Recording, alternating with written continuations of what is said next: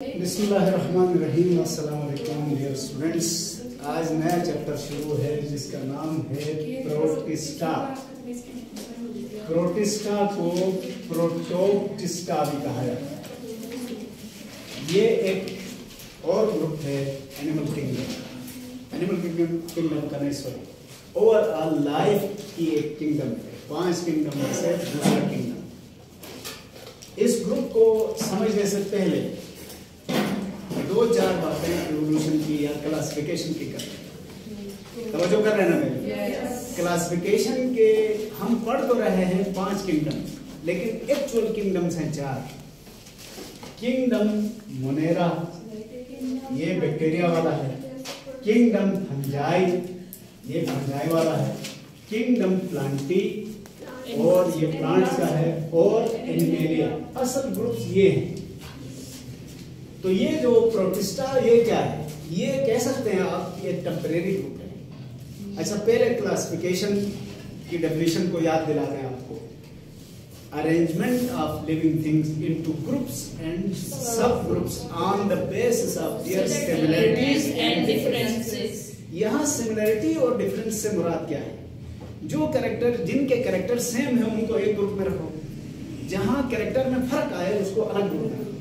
यानी एक ग्रुप में कौन से जानदार हैं? जिनके कैरेक्टर्स में सिमिलरिटी है। डिफरेंट है तो इसका मतलब उनके कैरेक्टर्स में डिफरेंस है। ये जो प्रोटिस्टा बना है, ये वाहिद किंगडम है जो आपस की सिमिलरिटी की वजह से नहीं बना है, बल्कि इन ग्रुपों से इख्तलाफ की वजह से बना है। नहीं गौर किया आपने?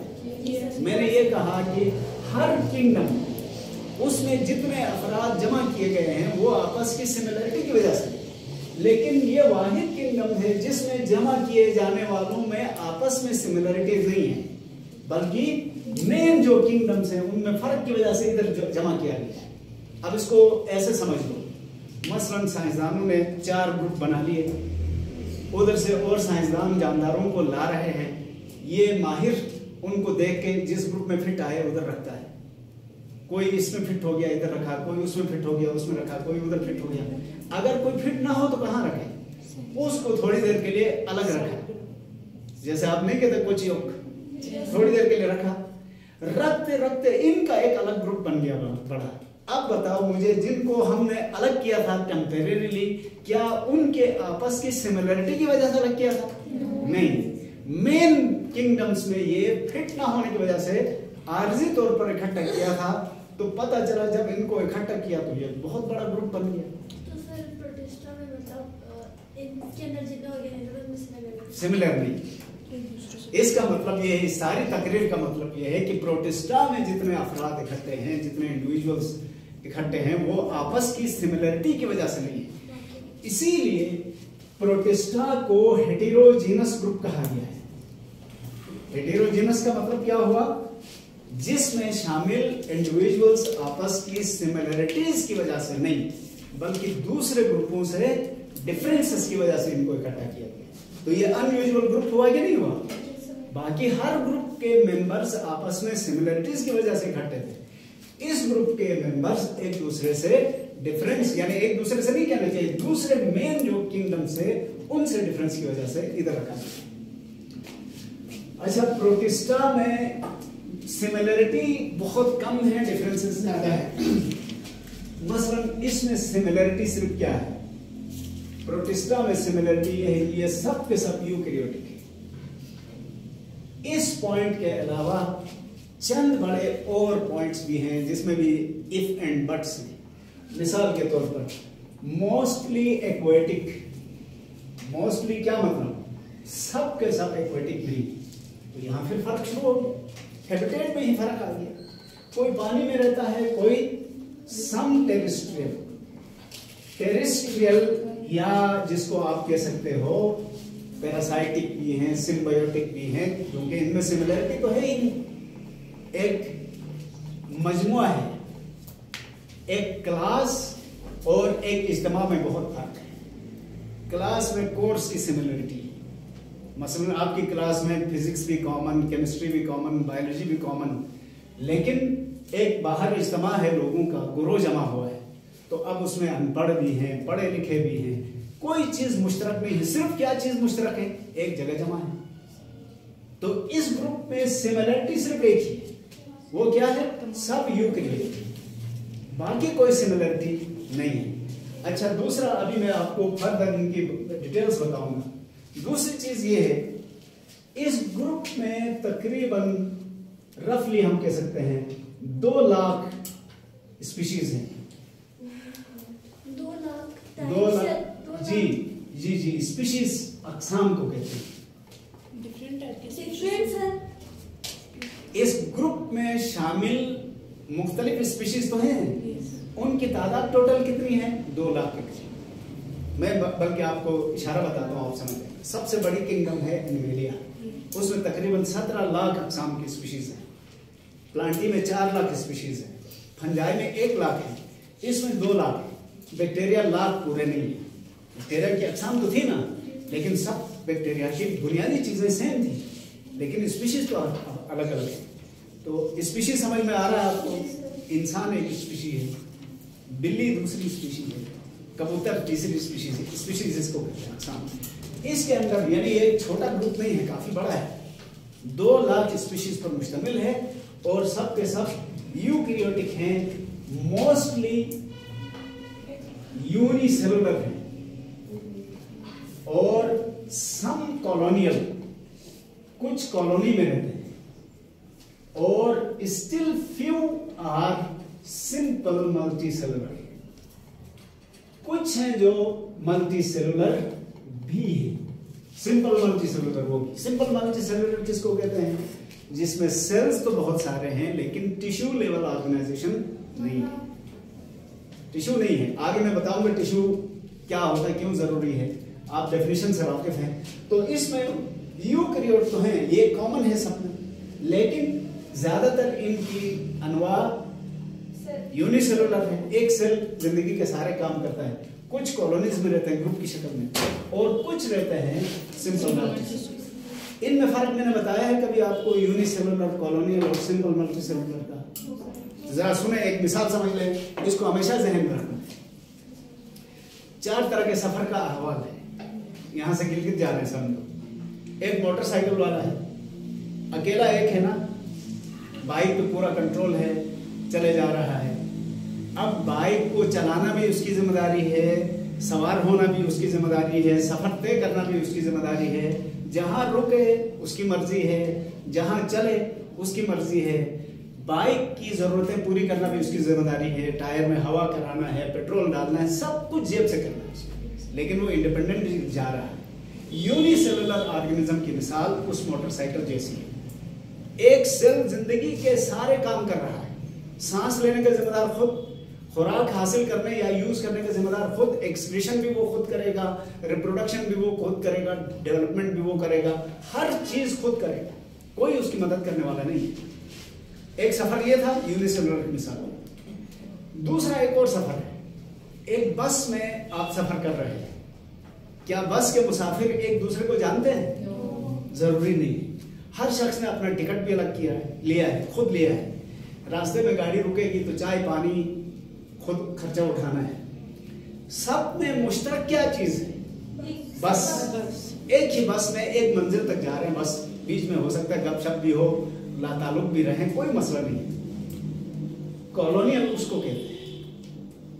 कॉलोनियल ऑर्गेनिज्म में सेल्स हो सकता है कई हों, इवन 100 या उससे ज्यादा भी हों, लेकिन हर सेल अपना काम खुद कर रहा है। सिर्फ इकट्ठे एक ग्रुप में रहकर जहां जाए पूरा ग्रुप एक साथ जा रहा है।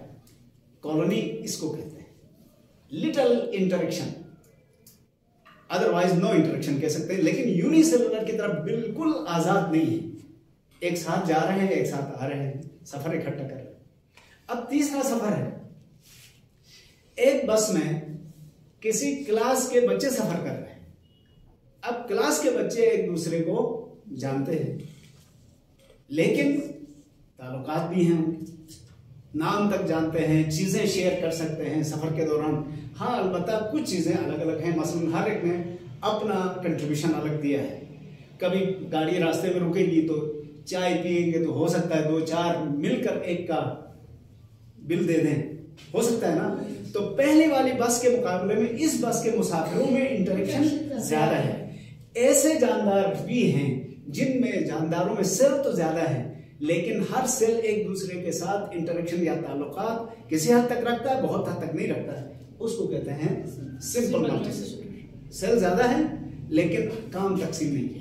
अब आखिरी सफर एक और बस है जिसमें एक घर के अफराद सफर कर रहे हैं। अब घर के अफराद का आपस में इंटरेक्शन कैसा है? बहुत ज्यादा है कि नहीं है? घर के अफराद में काम तकसीम है। कैसे? बाप ने टिकट भी देना है, बच्चों को खाना भी खिलाना है, किसी बच्चे को कोई मसला हो तो वो मसला भी बाप ने हल करना है। माँ ने कुछ और जिम्मेदारियां ली हैं, बाप ने कुछ और जिम्मेदारियां ली हैं, बच्चों ने कुछ और जिम्मेदारियां ली हैं। बच्चों की क्या जिम्मेदारियां हैं? माँ बाप को तंग करना। मसलन ये मैं ऐसे कह रहा हूँ, सफर के दौरान मैंने नोट किया, बच्चों को ऐन बाजार के बीच में जाकर पेशाब आ रहा, जहां मुमकिन ही नहीं होगा घर में पेशाब आ रहा है, रोको कर। इसी तरह किसी सहरा में पहुंचे तो पानी प्यास लगती है। तो ये ड्यूटियां तकसीम है ना, इसको कहते हैं मल्टी सेलुलर। तो मल्टी सेलुलर में सेल्स की तादाद ज्यादा है, लेकिन सेल्स ने क्या किया है? ग्रुपों में काम तकसीम किया है, डिवीजन ऑफ लेबर। मसलन हमारे जिस्म में सेल्स, लाखों सेल्स मिलकर सबके लिए ऑक्सीजन सप्लाई कर रहे हैं, लाखों सेल्स मिलकर खुराक तकसीम कर रहे हैं, कोई वेस्ट जमा कर रहा है। माहिरीन है, हर एक का अपना अपना काम है, दूसरे नहीं करते, और इनका किया हुआ काम इनके भी काम आ रहा है दूसरों के। इसको क्या कहते हैं? Multi cellular. अब आप इधर आ जाए तो मैंने कहा ये यूनिसेलुलर भी है, इस ग्रुप में कॉलोनियल भी है, सिंपल मल्टी सेलुलर भी है। ये याद रखेंगे ना? yes, जी। तो ये ना इनका हैबिटेट सेम, ना इनकी सेलुलर ऑर्गेनाइजेशन सेम, बस सेम है तो एक ही चीज है, वो क्या है? यूकैरियोटिक है ये साथ। अच्छा, अब बुक में जो डिस्कशन है उसी को मैं आगे लेकर चलता हूं। इसके बाद है फाइलोजेनी। फाइलोजेनी किसे कहते हैं? Evolutionary relatedness of living things. पहले जरा सुनने बेटा, मैं लिखवा देता हूं। Evolutionary relatedness of living things is called phylogeny. Evolution का कंसेप्ट यह है कि सारे जानदारों का आगाज एक जानदार से हुआ है, यानी दो नजरिए चल रहे हैं। आज दुनिया में तकरीबन 25 लाख अक़साम के जानदार हैं, इसमें से एक नजरिया स्पेशल क्रिएशन का कहलाता है। वो कहता है कि अल्लाह ताला ने हर मखलूक को शुरू दिन से ही उसी तरह खल्क किया है जैसे आज है। दूसरा कंसेप्ट कहता नहीं, अल्लाह ने शुरू में एक जानदार को बनाया था, उसी की नस्ल में, उसी की औलाद में फर्क पड़ता गया और लाखों करोड़ों साल के बाद सब डिफरेंट स्पीशीज बन गए, यानी सारी स्पीशीज के आबा अजदाद एक है। ये इवोल्यूशन का कंसेप्ट है। अब इसमें मजीद डिटेल में जाओ तो फाइलोजेनी आता है। फाइलोजेनी क्या कहता है? इवोल्यूशनरी नुक्ता निगाह से इस फाइलम किंगडम प्रोटिस्टा के जो मेंबर्स हैं, इनके आबा अजदाद एक हैं या अलग अलग हैं। अगर एक हो तो उसको कहते हैं मोनोफाइलेटिक, उनके आबा अजदाद ही अलग हो तो उसको कहते हैं पॉलीफाइलेटिक। ये पूरा ग्रुप कैसा है? पॉलीफाइलेटिक है। मैं कहना ये चाह रहा हूं असल में कि हर किंगडम मोनोफाइलेटिक है, उनके आबा अजदाद एक है, लेकिन ये वाहिद किंगडम है जो पॉलीफाइलेटिक कंफर्म है। एक ही आबा अजदाद से ये इवॉल्व नहीं हुए, बल्कि इनके आबा अजदाद अलग अलग है। मसलन आगे जाके हम पढ़ेंगे, इस प्रोटिस्टा के अंदर 3 सब ग्रुप्स हैं, plant like, animal like, fungi like. Plant like के आबा अजदाद और, फंजाई लाइक के और, एनिमल लाइक के और, तो इसलिए इनको क्या कहेंगे? पॉलीफाइलेटिक। तो डेफिनेशन है फाइलोजेनी का मतलब क्या है? Evolutionary relatedness of living things is called phylogeny. अब polyphyletic को कैसे डिफाइन करेंगे? When a group of organisms have evolved from different ancestors.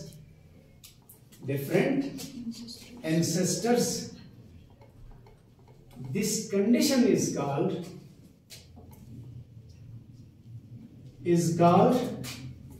polyphyletic relationship. अगर एक से हो तो monophyletic. If the organisms have descended from the same ancestor, this condition will be called monophyletic. तो प्रोटिस्टा कैसे हैं?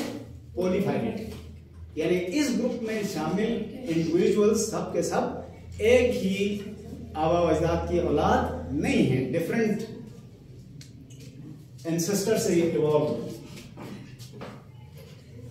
अच्छा, अब लिख चुके ना ये? Yes, sir. ये जो पॉइंट्स मैंने बताए, आप इसी को पढ़ें, बुक पढ़ेंगे तो थोड़ा कंफ्यूज हो जाएंगे, क्योंकि अच्छी तरह से यहां तक डिस्कशन नहीं है। अब देखते हैं इनके इख्तलाफात क्या है।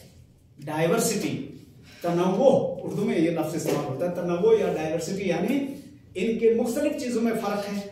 मिसाल के तौर पर रिमार्केबल डाइवर्सिटी में साइज का फर्क है। सबसे पहले साइज का फर्क मोनोफाइलेटिक में भी हो सकता है, लेकिन यहां बहुत जमीन आसमान का फर्क है।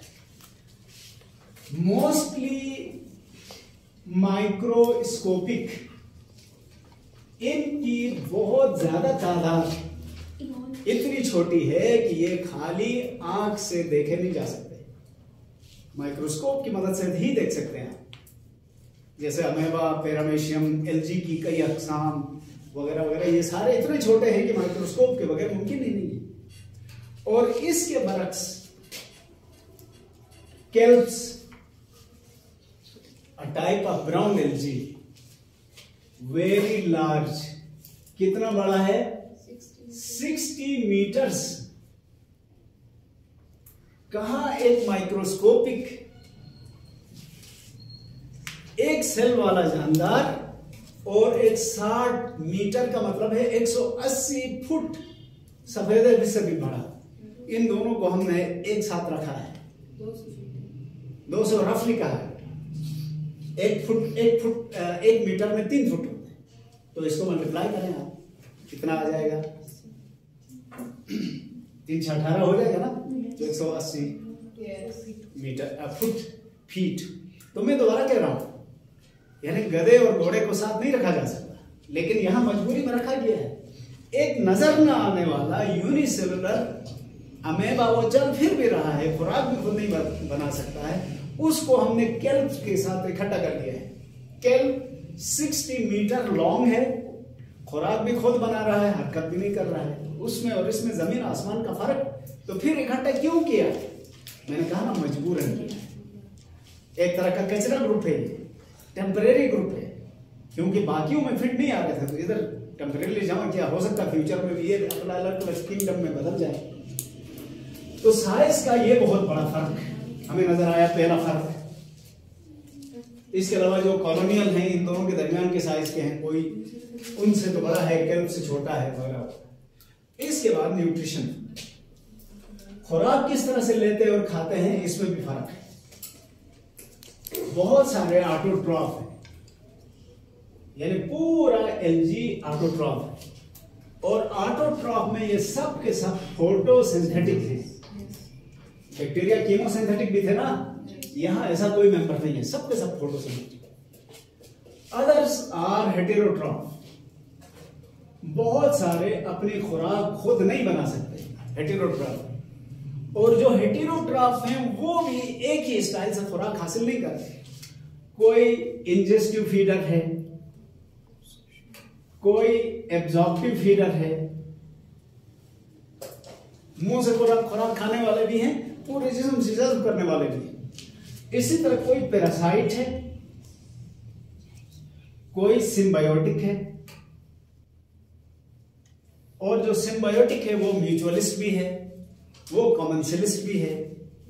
तो यहां भी इख्तलाफ आ गया ना, गौर कर रहे हैं कि नहीं? मैंने जो आपसे बात की कि ये ग्रुप जबरदस्ती इकट्ठा किया गया, मजबूरी में इकट्ठा किया गया, तो यहां ये फर्क जाहिर है। जिसमें खुराक खाने पर इत्तेफाक ना हो, वो एक कौम कैसे हो सकती है? यानी हम आसानी से समझने के लिए कह सकते हैं हर किंगडम के अंदर एक कौम के अफराद है, लेकिन किंगडम प्रोटिस्टा के अंदर एक कौम के अफराद नहीं है। कोई अपनी खुराक खुद बना के खा रहा है, कोई दूसरों से लेता है, दूसरे उसे लेने में भी बहुत ज्यादा फर्क है। तो हम इनको एक जैसे जानदार नहीं कह सकते, इनको सिमिलरिटीज की बुनियाद पर इकट्ठा नहीं किया। इसके अलावा हैबिटेट में भी फर्क है, रहन सहन में भी फर्क है। जैसे मैंने पहले कहा, कोई एक्वेटिक है, एक्वेटिक वाले यूजुअली जो कॉलोनियल और यूनिसेलुलर है वो तो है ही कंफर्म एक्वेटिक। इसमें मेरीन भी है, इसमें फ्रेश वाटर भी है। फिर याद रखना, फ्रेश वाटर चलता हुआ भी हो सकता है तो रुका हुआ भी हो सकता है, दोनों हर तरह के पानी में ये है। और कुछ मॉइस्ट सॉइल में भी पाए जा सकते हैं, जैसे एल्गी, प्रोटोजोआ सारे एक्वेटिक है। केल्प्स अभी जिसकी मिसाल दी थी वो मेरीन वाला है, बाकी सारे फ्रेश के हैं। मेरीन एल्गी भी हैं, फ्रेश वाटर एल्गी भी हैं। मॉइस्ट सॉइल पर एपीफाइट्स कुछ दूसरे पौधों के ऊपर भी ग्रो करते हैं, उनको एपीफाइट्स कहते हैं। और जैसे पहले कहा कुछ पैरासाइटिक हैं, तो पैरासाइट्स का हैबिटेट क्या होगा? होस्ट, और ये होस्ट भी वेरिड है। किसी का होस्ट कोई एनिमल है, किसी का होस्ट कोई प्लांट है, कोई सिम्बायोटिक भी है। सिम्बायोटिक में जैसे लाइकेंस, ये बहुत सारे एल्गी फंजाई के साथ मिलकर सख्त पत्थरों के ऊपर पाए जाते हैं। तो इसका मतलब ये हुआ कि हैबिटेट भी मुख्तलिफ। इवन हैबिटेट में एक और है, हॉट स्प्रिंग, कुछ गर्म चश्मों के अंदर पाए जाते हैं, कुछ स्नो में पाए जाते हैं। एक तरफ ठंडे उसमें, एक तरफ गर्म उसमें। और ऐसे जानदारों को आमतौर पर एक लफ्ज इस्तेमाल किया जाता है, एक्सट्रीमोफाइल्स। क्या कहते हैं इनको? Extremophiles, the organisms which love to live in extreme conditions. मुश्किल तरीन हालात में ये रह सकते हैं, उनको एक्सट्रीमोफाइल्स कहते हैं। एसिडिक कंडीशन में, कोई बेसिक कंडीशन में। मैं आपको एक मिसाल बता दूं, आप बल्तिस्तान में बहुत जगहों पर गर्म चश्मे हैं, उबलता हुआ पानी बाज़ औक़ात निकलता है। उस गर्म पानी के चश्मे में रहना आसान काम नहीं है, लेकिन एल्गी की कुछ अक़साम उधर रहती है, कुछ प्रोटोजोआ भी उसमें रहते हैं। इसी तरह ठंडे ग्लेशियर्स हैं, वहां तो पानी इतना ठंडा है, बर्फ जमी हुई है, उसमें भी ये पाए जाएंगे, हवा में भी पाए जाएंगे, जगह जगह ये पाए जाते हैं। तो हैबिटेट में भी फर्क है, ये डाइवर्सिटी है। इसके अलावा